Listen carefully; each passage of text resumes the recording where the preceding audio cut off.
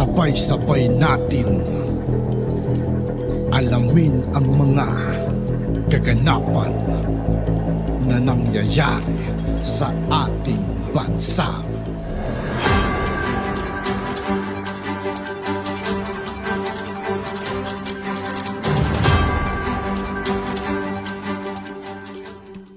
Yo, what's up mga kaibigan? This is I2K po again.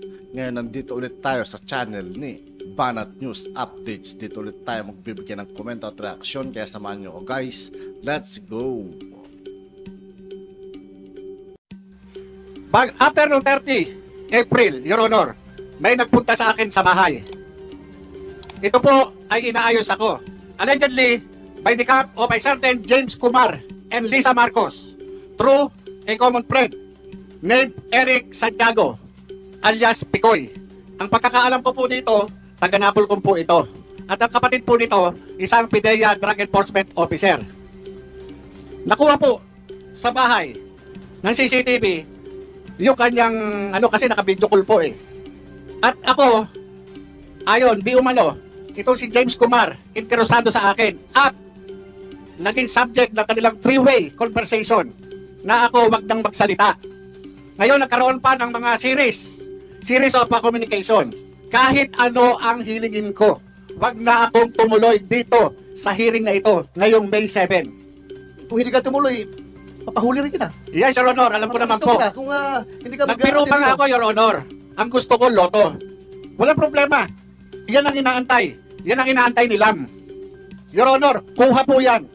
Yung conversation na yan. Sandali, bagong revelation yan. Yes, Your Honor. Nung atrenta na after ng hearing natin dito sa Senado, May 1, may nagpunta po sa akin. At yun nga, yung tumawag yung Eric Santiago, video call. Kaya nga, sabi ko, teka muna, hindi ako nagano doon sa video call.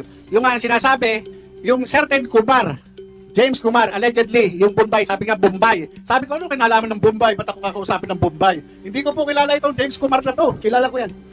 Ako po. Kilala ko. Opo. Kumusek, are you sure of your statements, ha? Yes, Sir Honor. Kahit po patawag natin, yung Eric Santiago, ng pagkakaalam ko, taga-Napolcom. Kumusek, you invite James Kumar and yung isa, Eric Santiago? Opo. Tsaka yung isa pa raw kausap, allegedly, ito po, allegedly si Lisa Marcos, ito po yung Lam. Sandali, siguro ka allegedly. Sino nakausap? Kasi po, yung Eric Santiago po ang nagsasabi. Sinabihan ka? Opo, sinabihan ako na yung Kumar interesado sa akin. Personal kayo nag-usap o cellphone? Yung po kanyang, yung nagpunta po sa akin, naka-video call po sila. Sino yung nagpunta sa'yo? Si Romy Enriquez po. Romy Enriquez. Kumsek, take note. Pumunta sa'yo, naka-video call. Yes, Sir Honor. Pinadinig niya sa akin. Sinong nagsalita doon sa video call? Yung pong si Eric Santiago. Anong sabi niya Eric Santiago? Ayun, interesado raw sa akin si James Kumar. Ang gusto pa nga, Your Honor, kausapin ako kung saan ko gusto sa labas. Ang sabi ko naman, hindi, dito na lang sa bahay, dito kakausapin. Ngayon, bumalik sa kanya ng usap, itong si Picoy, si Eric Santiago, at sinabi, teka muna, baka raw purtad ng CCTV yung bahay nun. Mahirap. So, nag-cover ng CCTV mo yung pagpasok ni yung nagdala ng cellphone, nakakausapin ka? Yes, Your Honor. Nandun. Nakuha po, nandun kami sa dining eh. Sa dining po namin, meron po CCTV doon. Kaya capture po. Palalim itong investigasyon na ito. Ang dami ng tao na involved. Yung nga po, yung ang na nagulat din ako dahil after lang nung April 30 na hearing, bakit may ganun? Sabi ko, kung ito... So this happened after the hearing? After po, May 1. Bago po ako interviewin ng... Ano ba radio station to? Bali, ang interview ko noon, 11:30. So dumating ito, mga 10 o 10:25 o 10:30. Ganun po eh. So therefore, nakausap mo si James Kumar? Hindi po. Yun lang yung nagsasabi na ang interesado sa akin, yung James Kumar, at ito yung ako yung naging pag-uusap nila nung nag-uusap sila na three-way. Sino yung three-way? Nag-uusap ng three-way? James Kumar, tapos yung isa pa na yung parang Lisa na yun po yung So anong pinarating sa'yo? Yung nga po, wag na magsalita. Para wag na siyang magsalita. Kasi ang mangyayari dyan, papatayin yan. Kaya Padre, sabi nga gano'n nung kaibigan ko, hindi natin maano kung ano desisyon niya. Kasi yan, nagulat din. Nagulat siya doon sa nangyari. Lumabas yung trabaho na yan eh. Yun yung pero wala akong mapapangako sa'yo. Hindi. Hindi, sabi pa nga ganun, magiging director ka. Sabi pa na sa kanyang ganun. Magiging Director ng ano? Director siguro sa gobyerno, Your Honor. Sino magiging director? Ikaw? Yung kausap, yung nagpunta sa amin. Yung kausap Kasi, sabi niya, Sino ikaw yun? naman, yung Romy Enriquez, si Rolando. Romy Enriquez. Ngayon, ikaw naman ang handler dyan eh. Hindi. Sabi niya, hindi ako handler niyan.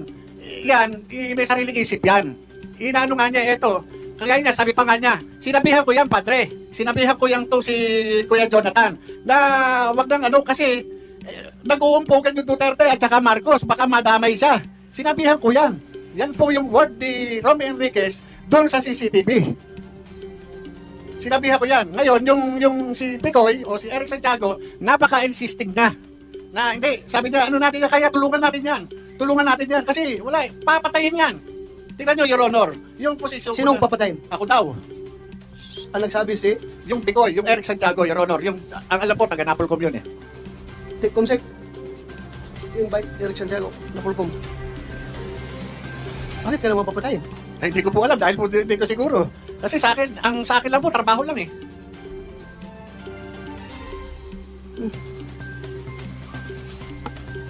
Mr. Chair, Yes, wait. mabalik ko lang doon sa pag-misrepresent mo sa pagpasok mo sa PIDEA. Yes, Your Honor. Okay. Ito yung sinabit mong mga dokumento sa PIDEA na sinasabi mo during those dates, investigador ka, VIP security, what, so on and so forth. Wala kang nilagay na you were dropped from the PNP and you were dismissed from the PNP. Your Honor, yun po yung allegation na lang ng PDEA sa ngayon.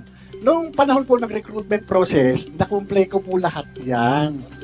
Never wrote in the in your PDS, yung parang personal data sheet, that you were dropped from the roles of the PNP. Your Honor, you were dismissed from Your the Honor, service. merong pinasubmit sa akin, may pinakomply nga po, yung PDEA recruitment, pinakomply po lahat sa akin. Na-comply ko po lahat yan. Ano pinakomply sa'yo? Lahat po ng mga lacking na documents. Halimbawa, halimbawa, lumabas sa background investigation, halimbawa, may ganito, may lacking ako. Pinakomply naman po, eto, may ganyan, alam mo ba to? Hindi ko po alam. Kung ngayon, alam ko na, inayos po yan.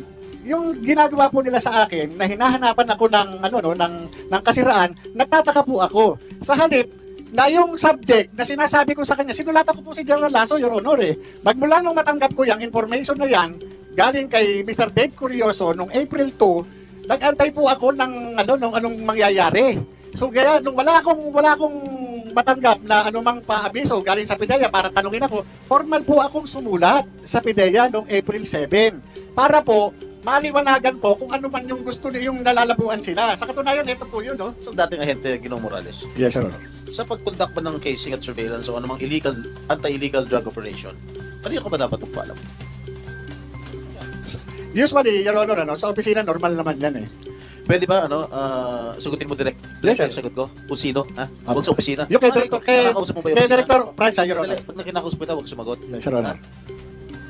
You answer me direct to the point. Yes, Kanino sir. ka nagpaalam? Director Francia, yung aking division chief, Your Honor. Okay. Kami naman na nag-uusap palagi, Your Honor. Hindi kay gatapan. No, sir. Ha? No, Your Honor. Sino ba si gatapan? Yun ba yung immediate superior mo? Deputy Director General Deputy for Director Operation, Your General. Honor. Sino yung sinabihan mong kanino ka nagpapaalam? Kay Director Francia po. Director Francia. Okay, tama ba 'yon? Sa iyo siya nagpapaalam? Your Honor. At yun nga po mga kaibigan, dito po nagtatapos ng ating reaction video. Muli ako po si I2K ng Sundalo ng Tunggalo. Maraming salamat sa patuloy na pagsuporta. Yeah. Peace out.